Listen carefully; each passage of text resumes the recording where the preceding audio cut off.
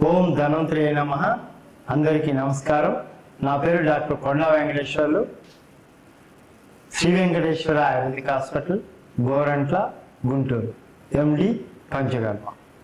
ఈరోజు మనము ఎక్కడ చూసినా అందరికి కూడా ఈ వాతావరణంలో మార్పు వల్ల ప్రస్తుతం అయితే ఆంధ్రప్రదేశ్ కొన్ని ప్రాంతాల్లో అయితే వరదలు కూడా వచ్చాయి.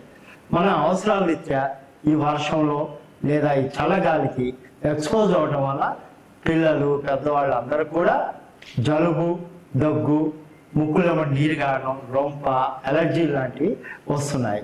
ప్రస్తుతం ఈ జలుబు దగ్గులు మనం ఇంట్లోనే చిట్కా వైద్యం అంటే ఆయుర్వేద శాస్త్రాన్ని అనుసరించి ఆయుర్వేద గ్రంథాలు ఏం చెప్పారు, ఎలా నయం చేసుకోవచ్చో ప్రస్తుతం ఇప్పుడు మాట్లాడుకుందాం. ప్రస్తుతం మనము ఈ జలుబు దగ్గుల గురించి చూసినట్లయితే మనము చల్లగాల్లో తిరగడం, లేదా వర్షానికి తడవడం, లేదా గాలిలో కొన్ని రకాలైన కాలుష్య పదార్థాలు, దుమ్ము, ధూళి, పొగ, అలాగే క్రిములు, బ్యాక్టీరియా, వైరస్ ఇలాంటివి మనకు సోకటం వల్ల మన లంగ్స్లోకి వెళ్ళి అక్కడుండే ఆ లంగ్స్ లోపల ఉండే పొర, ఆ మ్యూకస్ పొరని ఉబ్బేటట్టు ఇన్ఫ్లమేషన్కి లేదా ఇరిటేషన్కి గురి చేయడం వల్ల మనకు దగ్గు లాంటిది వస్తుంది.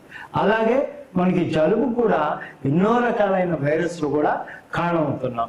దీనికి లక్షణాలు ఏముంటాయంటే జలుబు చేసినప్పుడు అయితే ముక్కులమ్మటి ద్రవం లాంటిది, అంటే ఫస్ట్ మొదట పల్చని ద్రవం లాగా నీరు కారుతుంది.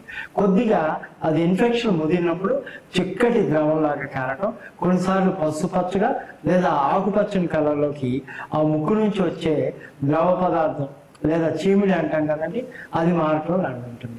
అదేవిధంగా దగ్గు యొక్క లక్షణాలు చూసినట్లయితే మనకు గొంతు బొంగిరిపోవడం, గొంతులో ముళ్ళు కుచ్చుకున్నట్లు ఉండడం, ఎప్పుడు గొంతులో ఏదో ఒకటి అడ్డం పడినట్లు ఉండడం. అదేవిధంగా కొన్నిసార్లు ఈ దగ్గు వల్ల లంగ్స్లో కూడా కొన్ని ఇన్ఫ్లమేషన్ గురై ఛాతీలో నొప్పి, దగ్గినప్పుడు ఆ ఛాతీలో నొప్పి కూడా ఎక్కువ అవడం, ఇలాంటివి మనం చూస్తుంటాం. వీటికి చికిత్సా విధానాలు ఆయుర్వేదంలో ఈ దగ్గుకి వీటికి చూసినట్లయితే చరక సమితిలో అడ్డసరము లేదా వాస, ఈ యొక్క అడ్డసరం ఆకులు అమృతంతో సమానంగా ఈ జలుబు, దగ్గులు, రాజయక్ష్మ ఇలాంటి వ్యాధుల్లో చెప్పడం జరుగుతుంది. ఎలాగంటే ఈ యొక్క అడ్డసరం, ఈ ఆకు యొక్క స్వరసం అంటే ఫ్రెష్ జ్యూస్ 10 to 15 ml తీసుకొని దాంట్లో ఒక 5 to 10 ml తేనె కలుపుకొని కొద్దిగా ఒక 2 grams మిరియాల పొడి కలుపుకొని ఉదయం సాయంత్రం ఆహారానికి ముందు తీసుకున్నట్లయితే గొంతులో గురగర కానీ, గొంతులో ముళ్ళుగుచ్చుకున్నట్టు కానీ, దగ్గు కానీ, లంగ్స్లో ఉన్న కఫం కానీ పూర్తిగా 3 నుంచి 5 రోజుల్లో 100% నివారించబడుతుంది. అదే కాకుండా ఈ యొక్క దగ్గు లాంటి ఇన్ఫెక్షన్స్ ఇంకా ముదిరిపోయి లంగ్స్ లోపల ఈ పొరల్లోకి వ్యాపించకుండా మనకు సెకండరీ ఇన్ఫెక్షన్ అంటాం, అలాంటిది ఫామ్ అవ్వకుండా కూడా ఈ అడ్డసరం ఆకు అనేది ఉపయోగపడుతుంది. అదేవిధంగా కరక్కాయలు, మన పూర్వీకులు, మన నాన్నమ్మలు, తాతయ్యలు వీళ్ళందరూ చూసినట్లయితే ఎవరికైనా కొద్దిగా దగ్గు వస్తే మనకు చిట్టి కరక్కాయ లేదా లేత కరక్కాయ పిందెలను వెండించి ఎప్పుడు ఇంట్లో ఉండేవి. వాటిని బొగ్గలు పెట్టుకొని చప్పరించడం వల్ల ఈ యొక్క గొంతులో గురగుర, ముళ్ళు గుచ్చుకున్నట్లు, లేకపోతే నస, గొంతు బొంగురు పోవడం, దగ్గు లాంటివన్నీ కూడా పూర్తిగా పోతాయి. అదేవిధంగా లవంగాలు, మిరియాలు ఈ రెండింటిని కూడా గొంతులో ఉంచుకున్నట్లయితే, బొగ్గలు పెట్టుకొని మెల్లగా రసాన్ని పీల్చుకున్నట్లయితే మన గొంతులో ఉండే ఇబ్బంది కానీ, దగ్గు కానీ, కఫం కానీ అన్నీ నశిస్తాయి.